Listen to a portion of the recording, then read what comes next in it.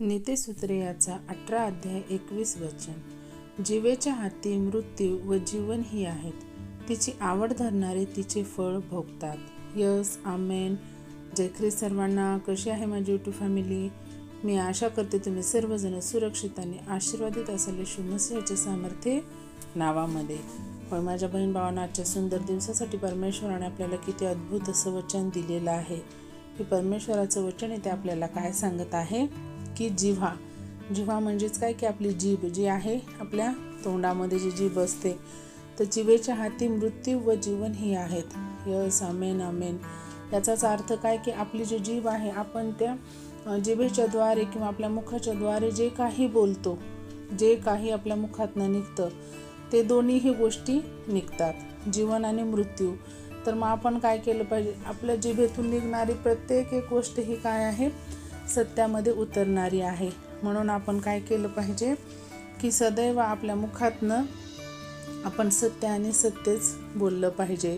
कारण आपली जिभेतनं मृत्यू जर आपण नेगेटिव्हिटी जर आपण बोलत राहिलो माझ्या प्रियानो, तर आपल्याला काय आहे की ते सुद्धा सत्य होणार आहे. म्हणूनच परमेश्वराचं वचन काय सांगत आहे की जिभेच्या हाती मृत्यू आणि जीवन दोन्ही आहेत. होय, म्हणजे जेव्हा आपण एखादी गोष्ट बोलतो, एखादं वाक्य बोलतो, ते आपल्याला सत्यात उतरताना पाहतो. म्हणूनच आपण काय केलं पाहिजे की सदैव आपण पॉझिटिव्ह राहणं, देवाचे वचनाचं मनन करणं, देवाच्या मार्गावरती चालणं आणि आपल्या जिभेतून सदैव आपण काय केलं पाहिजे? परमेश्वराचं गुणगानच केलं पाहिजे. आपण सदैव पॉझिटिव्ह राहणं तितकंच महत्त्वाचं आहे.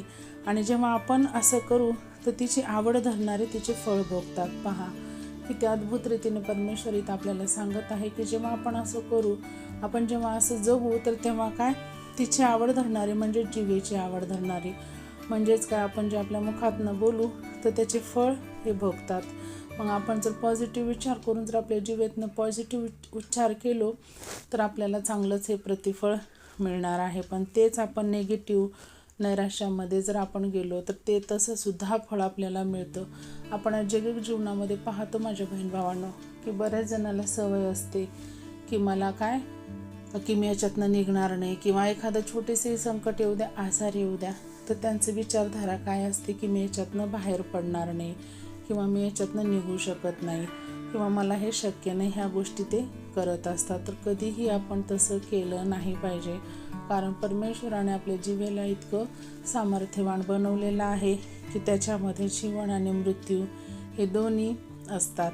आणि आपण त्याचं जर आस धरून बसलो तर त्याचं फळसुद्धा आपल्याला मिळतं, असं परमेश्वराचं वचन सांगत आहे. म्हणून आपण सदैव आणि सदैव पॉझिटिव्ह राहणं, परमेश्वराच्या भयामध्ये, परमेश्वराच्या राज्यामध्ये राहणं खूप महत्त्वाचं आहे. तर या अद्भुत वचनासाठी आपण परमेश्वराला धन्यवाद देऊया आणि आपण छोटीशी प्रार्थना करूया. Hallelujah hallelujah. धन्यवाद धन्यवाद धन्यवाद धन्यवाद. आकाश पृथ्वीच्या निर्माण करता बाप्पा, आम्ही येशू मसीहाच्या सामर्थ्य नावाने तुझ्या चरणी येतोय माझ्या देवा. हो माझ्या राजा, आजच्या सुंदर दिवसासाठी तुला कोटी कोटी धन्यवाद देते माझ्या राजा. कारण कित्येक लोक आहेत माझ्या परमेश्वरा, जे आजचा हा दिवस ही वेळ नाही पाहू शकले माझ्या देवा, पण तुझी दया, तुझी करुणा आमच्यावरती सदैव आहे माझ्या राजा. हो परमेश्वरा, म्हणूनच तू आम्हाला या जिवंताच्या भूमीमध्ये सुखरूपाने सुरक्षित ठेवलंस, म्हणून तुला धन्यवाद धन्यवाद देते माझ्या राजा. हो परमेश्वरा, ह्या अद्भुत वचनासाठी तुला मी धन्यवाद देते माझ्या राजा. हो माझ्या बाप्पा, कारण आमच्या जिभेच्या हातीच आमचं जीवन आणि मृत्यू हे ठरलेलं आहे माझ्या राजा. हो परमेश्वरा, आणि ज्याची जिभेची जे काय जशी भरणी करतात तसं तू फळसुद्धा देणार आहेस होय माझ्या राजा. म्हणूनच आम्हा प्रत्येक बहीण भावाला तू चांगल्या मार्गावरती चालव माझ्या देवा. पॉझिटिव्हिटीमध्ये ठेव माझ्या राजा. नैराश्यात जाऊ नये, चुकीचं बोलू नये, असं तू आम्हाला ज्ञान बुद्धी समज दे माझ्या देवा. हो परमेश्वरा, तू महान आहेस माझ्या राजा. तुला सर्व गोष्टी शक्य आहेत माझ्या परमेश्वरा. आम्ही आमच्या जिभेवरती कधीच वाईट गोष्टी आणू नये, वाईट बोलू नये, असं तू आम्हाला ज्ञानबुद्धी समजले माझ्या देवा. हो परमेश्वरा, ह्या अद्भुत वचनासाठी तुला कोटी कोटी धन्यवाद देते माझ्या राजा. जे कोणी आजारी आहेत बाप्पा, त्या प्रत्येकाला तू स्पर्श कर, त्यांना चंगाई दे, त्यांना आरोग्य दे माझ्या राजा. जे कोणी कर्जबाजारी झालीत माझ्या बाप्पा, त्यांचे सुद्धा तू मार्ग मोकळे कर माझ्या राजा. त्यांना तू त्यांच्या घरातील जे काही कमतरता आहे ते तू भरून काढ माझ्या देवा. हो परमेश्वरा, ज्यांना जॉब नाही आहेत माझ्या देवा, त्यांना त्यांच्या योग्यतेप्रमाणे तू जॉब देऊन ब्लेस कर माझ्या राजा. हो परमेश्वरा, ज्यांचे बिझनेस लॉसमध्ये जात आहेत त्या प्रत्येक एकाला तू स्पर्श कर माझ्या राजा. तुझ्या स्वर्गाची बरकत त्यांच्यावरती येण्यास तू सहाय्यता आणि मदत कर माझ्या देवा. जे कोणी व्यसनाधीन आहेत परमेश्वरा, मग ते दारू असू दे, ड्रग्स असू दे, इवन मोबाईलचं व्यसन असू दे माझ्या राजा, त्या प्रत्येक एकाला त्या व्यसनातून तू बाहेर काढ माझ्या राजा. हो देवा, त्यांना तू मार्ग दाखव परमेश्वरा. तुझ्या मार्गावरती त्यांना चालण्यास तू सहाय्यता आणि मदत कर माझ्या राजा. हो परमेश्वरा, कारण पित्याची अशी इच्छा आहे माझ्या देवा की कोणाचाही नाश होऊ नये. होय माझ्या राजा, तशीच माझी सुद्धा ही इच्छा आहे परमेश्वरा की कोणाचा नाश होऊ नये. म्हणूनच मी तुझ्याकडे मध्यस्थीची प्रार्थना करत आहे माझ्या देवा.